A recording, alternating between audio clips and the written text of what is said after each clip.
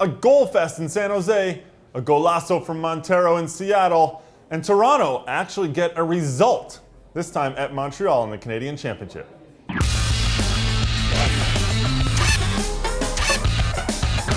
Hey everyone, welcome to The Daily. I'm Greg Lalas alongside Andrew Wiebe, and what an incredible Wednesday night it turned out to be in MLS. Andrew, we're going to start with San Jose, the top team in the West, hosting DC United. Number 2 in the East. It was a good test for DC traveling across the country, but San Jose a little too much, and there were lots of goals in this one. Yeah, this is the one that I think everyone was looking forward to in a midweek that had plenty of juicy matchups. Like you said, 8 goals, and they just seem to keep coming. For San Jose, Chris Wondolowski, Steven Linhart, that combination that I think everyone expects to keep on building on what they've done early in the season. Braces from both. You just cannot stop Wondo at this point. An exciting game, though. At 1.32 after Daniel Willard's diving header nearly brought DC back, but they just could not hold on. That defense gave up the goals. Chris Wondolowski provides the finishes, and a thriller out there in San Jose. Well, Wondolowski with those 2 goals goes up to 10 on the season, and he takes the lead in the Golden Boot race. But if you have not seen John Bush's save on Dwayne De Rosario's bicycle kick, you have to go and check that out on the site. That was a beauty, and just the act of D-Ro to think to turn his body and flip and hit that was incredible. And then for John Bush to deny him is yet another one to add to his trophy case of amazing stops. Simply a must-see.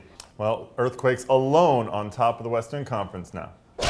Up the road in Seattle, the Sounders were playing what Ziggy Schmidt calls their bogey team, the LA Galaxy. Now, the Galaxy very short-handed in this one. They were without Robbie Keane and David Beckham, as well as Josh Saunders, and Todd Donovan also out of this. But they've had great success against the Sounders, not on this night.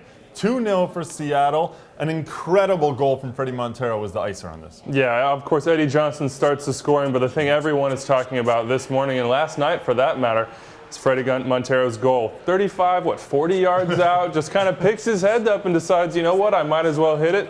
A beautiful strike. It looks like it gains speed in the air almost.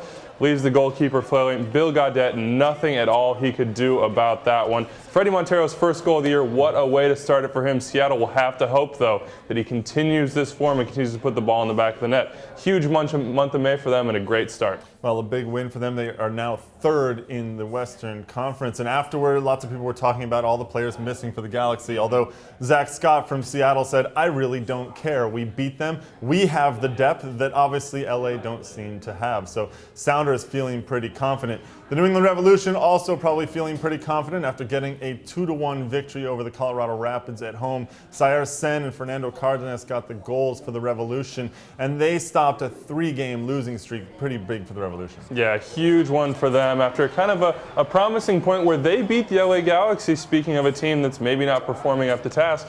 3 straight losses for them, and they just simply haven't seemed to be the same side. Of course, in this game, to come back from that deficit, that's huge, especially after Colorado really sticking the wood to Chivas this weekend. But now the matter is, how do you continue that? How do you push forward? How do you make that result count in the long run? And that's what Jay Heaps will have ahead of him in the coming weeks. Heaps after the game saying, we've been playing some pretty football lately, but it needed to be a little tougher this time, and they got the result.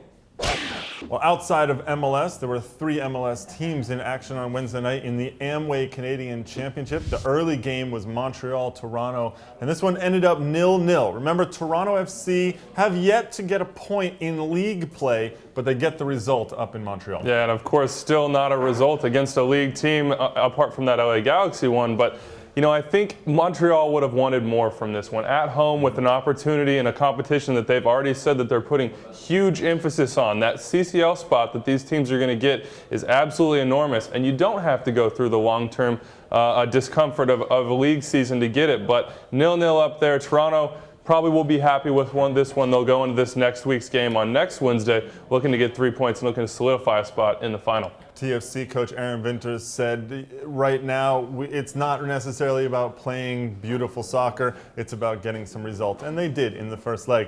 Also in the first leg, on the other side, Edmonton was hosting the Vancouver Whitecaps, and the Whitecaps coming out with a 2-0 victory. Omar Salgado, the hero in this one. Yeah, we're starting to see more and more of the 18-year-old. Hard to remember that. He has been around for a year, but still just 18, 2 assists in this one, of course.